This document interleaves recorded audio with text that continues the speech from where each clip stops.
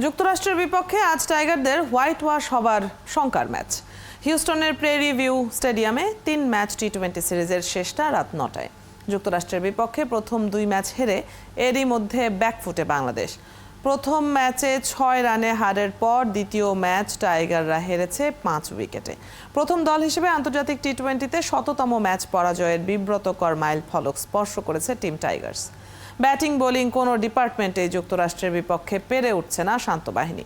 তবে মানসিকতায় পরিবর্তন আনলে আজ ম্যাচ জেতা সম্ভব বলে মনে করেন ক্যাপ্টেন নাজমুল শান্ত।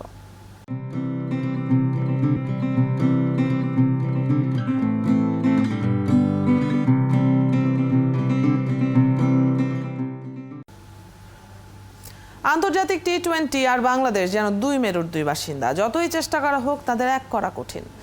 তার আবারও মিলল প্রমাণ, এখন তো হোয়াইট ওয়াশ হবার শঙ্কা তাড়া করছে টাইগারদের। এ নিয়ে বিস্তারিত আলাপ করব, আছেন ক্রিকেট কোচ ও বিশ্লেষক নাজমুল আবেদিন ফাহিম।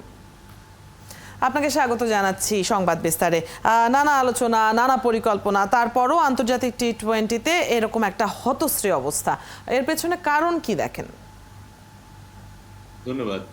কারণ তো অনেক বড় বড় কারণ আছে, সেগুলো নিয়ে আমরা অনেক আলাপ করেছি। বাট একেবারে ছোট করে যদি বলি যে এবারও বোধহয় আমরা খুব ভালো একটা প্রিপারেশন নিয়ে যেতে পারিনি। একদম শেষ মুহূর্তে এসেও দলে কারা থাকবে, কি হবে দলের ফাইনাল নির্বাচনটা, সেটা তো আমরা দেরি করেছি।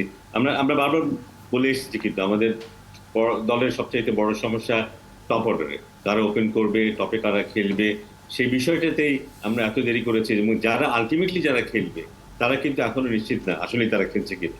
এখন আমরা নিশ্চিত না যে আমাদের বিশ্বকাপে কোন দুজন ওপেন করবে, সেটা নিয়ে এখনো বোধহয় আলাপ আলোচনা চলছে বা কিছু এক্সপেরিমেন্ট চলছে। সো এইসব কারণে আর যে কোনো কারণেই হোক, আস্তে আস্তে আমাদের খেলাটা কিন্তু রিসেন্টলি বেশ ম্লান হয়েছে। গত বিশ্বকাপে যদি কথা একটু মনে করেন, 50 ওভারে যে খেলা হলো বিশ্বকাপে, আমরা কতটা খারাপ খেলেছি। এই যে একটা আবহ তৈরি হয়, পরিবেশ তৈরি হয়, এটা ভীষণ হতাশাজনক। সেটা আমাদের জন্য যেমন বাইরে, খেলোয়াড়দের জন্য কিন্তু তাই ভেতরে ভেতরে। এবং দলের মধ্যে যে একটা গাঁথুনি থাকে, দল যে একটা দল হয়ে ওঠে, এবং সেটা যে একটা বড় শক্তি হয়ে দাঁড়ায় একটা দলের জন্য।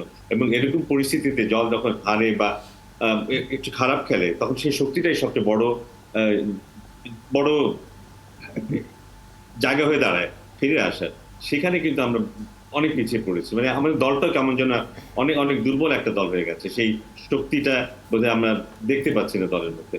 সো সবকিছু মিলিয়ে আমার মনে হয় যে স্বাভাবিক ক্রিকেটটা খেলাটাই আমাদের জন্য এখন কঠিন হয়ে গেছে। সবচেয়ে ভালো হয় যদি আমরা স্বাভাবিকভাবে যে ধরনের ক্রিকেট খেলতে অভ্যস্ত সেটা খেলতে পারতাম, কিন্তু সেই স্বভাবজাত খেলাটাই আমরা খেলতে পারছি না। এবং এমন একটা পরিস্থিতি যে এখানে ইউএস এর মতো দলের সাথে যদি আমরা 2-0 পিছিয়ে থাকি 3 ম্যাচের সিরিজে, তৃতীয় ম্যাচে এসে মানসিকভাবে কতটা চাপের মধ্যে থাকবে আমাদের দল, সেটা আমরা নিশ্চয়ই বুঝতে পারি। এবং চাপের মধ্যে থাকলে যেটা হয় যে নিজেদের স্বাভাবিক খেলাটা কঠিন হয়ে পড়ে। সবাই হয়তো চাইবে খুব ভালো খেলতে, অনেক বেশি ভালো খেলতে, কিন্তু অনেক বেশি ভালো খেলা যায় না। কিন্তু আপনি আপনার খেলাটাই খেলতে পারবেন, এবং আপনি যে খেলাটা সেটা যদি আপনি খেলতে পারেন, সেটাই আপনার সেরা খেলা।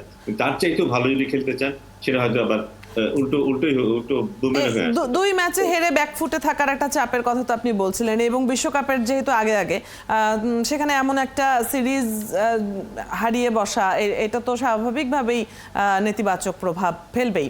তো এ থেকে উত্তরণের উপায় কি? বিশ্বকাপের আগে কোনো ধরনের পরামর্শ কি দিতে চান কিনা? এই সিরিজটা শেষ হয়ে যাক, এই সিরিজটা ফলাফল যাই হোক না কেন, এই সিরিজটা কিন্তু আমরা হেরে গেছি। আমরা যদি তৃতীয় ম্যাচটা জিতি তৃতীয় ম্যাচটা, এবং সেটা তো একটা খুব বড় একটা পাওয়া হবে বলে আমি মনে করি না। আমরা খুব খারাপ খেলছি। আমার মনে হয় যে এখান থেকে বের হয়ে আসতে হবে।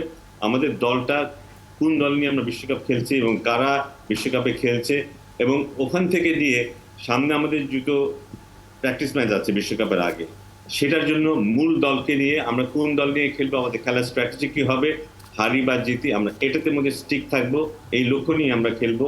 What ever the result is, এই একটা জায়গায় আমাদের আসতে হবে। আমরা হারি বা জিতি, আমাদের হারার ভয়টা বোধহয় আমাদেরকে পেয়ে বসতে পারে কিন্তু, এবং সেটা আমাদের আরো আরো আরো ক্ষতির কারণ করতে পারে। সো ওইসব না ভেবে ভাবনা চিন্তাটা কিন্তু আরো সহজ করতে হবে এবং ইতিবাচক করতে হবে। সেটা বাকি সব জিনিস চেঞ্জ হবে না, স্কিল চেঞ্জ হবে, শুধু ইতিবাচক ভাবনাটা বোধহয় আমাদেরকে সাহায্য করবে। আপনি বলছিলেন যে স্বাভাবিক খেলাটাই এখন খেলতে পারবে কিনা সেটার জন্য একটা চাপ রয়েছে, এবং যুক্তরাষ্ট্রের সাথে এই সিরিজটা তো প্রেস্টিজ ইস্যু হয়েই গেল। তো কি মনে হয় আজকের ম্যাচ সম্পর্কে একটু প্রেডিকশন জানবো, টাইগাররা কি হোয়াইট ওয়াশ এড়াতে পারবে? এটা ডিপেন্ড করবে ইউএসএ কেমন খেলে সেটার উপর না, এটা ডিপেন্ড করে আমরা কেমন খেলি, আমরা কতটা চাপ নিয়ে খেলতে পারি, আমরা আমাদের স্বাভাবিক খেলাটা খেলতে পারি কিনা। শুরুটা যদি একটু ভালো করতে পারে, বিশেষ করে আমাদের ব্যাটসম্যানরা শুরুটা ভালো করতে পারে, তাহলে বোধহয় সেটা সম্ভব হবে। যদি শুরুটা ভালো না হয়, চাপটা থেকেই যাবে। আমাদের বলাররা কিন্তু মোটামুটি ভালোই করেছে, কিন্তু খারাপ ব্যাটিং এর কারণে কিন্তু আমরা এই সিরিজটা এই পর্যন্ত 2-0 পিছিয়ে গেছি। তো আমার মানে ব্যাটিংটা ঠিকভাবে করতে হবে, বিশেষ করে শুরুটা। অনেক ধন্যবাদ। আজকের ম্যাচটি আমি জানি না যে আগের দুই ম্যাচের অভিজ্ঞতার পর আজকের ম্যাচটি দর্শকরা কতটুকু আগ্রহ নিয়ে দেখবেন, তবে নিশ্চয়ই ঘুরে দাঁড়ানোর জন্য কিংবা আত্মবিশ্বাসটা কিছুটা হলেও ফিরে পাওয়ার জন্য আজকের ম্যাচটাতে আমাদের প্লেয়াররা তাদের সবটা দেওয়ার চেষ্টা নিশ্চয়ই করবেন। আপনাকে অনেক ধন্যবাদ আজকে যুক্ত হবার জন্য।